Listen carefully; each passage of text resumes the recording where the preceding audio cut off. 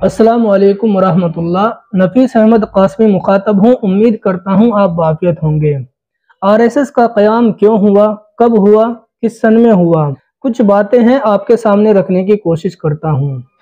RSS का क़याम 1925 में केशवराम बलीराम हेडगेवार की जानिब से नागपुर में अमल में लाया गया था।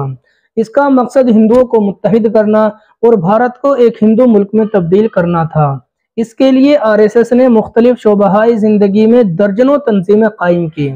समाजी उमूर के एक माहिर डॉक्टर महिपाल सिंह राठौर कहते हैं कि आरएसएस का क़याम हिंदुत्व नज़रियात को परवान चढ़ाकर भारत के सेकुलर तसव्वुर को ख़त्म करना और उसे एक हिंदू मुल्क में तब्दील करना है।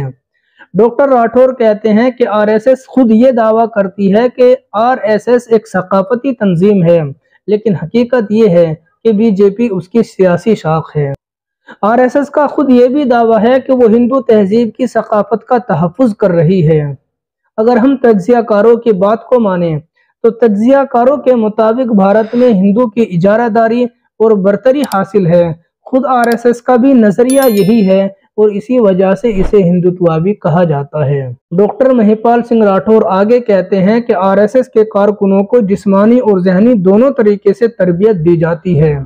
जिस्मानी तरबियत तो मैदानों में दी जाती है, जिसे हम और आप लोग शाखा कहते हैं। डॉक्टर राठौर कहते हैं कि इस तरबियत के दौरान रज़ाकारों को ये भी बताया जाता है कि भारत सिर्फ हिंदुओं का मुल्क है और दूसरों के लिए इसमें कोई जगह नहीं। उन्हें यह भी बताया जाता है कि मुसलमान और दूसरे मज़ाहिब के लोग भी पहले हिंदू थे, जिन्होंने बाद में मजहब तब्दील कर लिया था।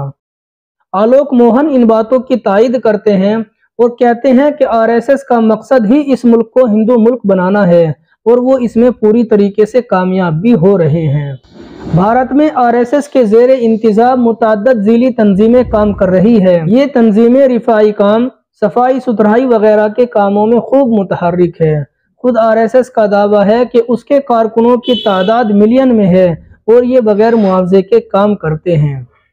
शायद आपको ये भी मालूम होगा कि आरएसएस पर 3 दफ़ा पाबंदी लग चुकी है। पहली मरतबा 30 जनवरी 1948 को महात्मा गांधी के कत्ल के बाद संघ के ऊपर पाबंदी लगी।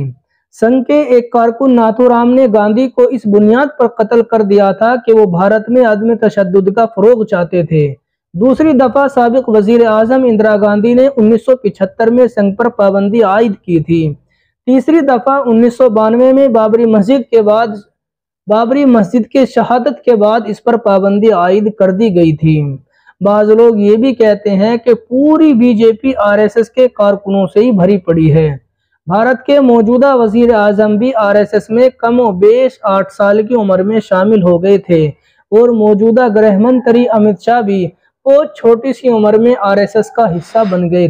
भारत में ये भी तासुर आम है कि भारत की राजनीति में सभी कारकुनान आरएसएस से ही बीजेपी में शामिल होते हैं। आज की वीडियो मैंने बड़े मुख्तसर अंदाज में बनाई है। मेरी बातों से आप कितना इत्तेफाक करते हैं, अपनी राय का इजहार ज़रूर करें। फिर मिलेंगे इंशाअल्लाह एक नए एपिसोड के साथ। अल्लाह हाफिज़।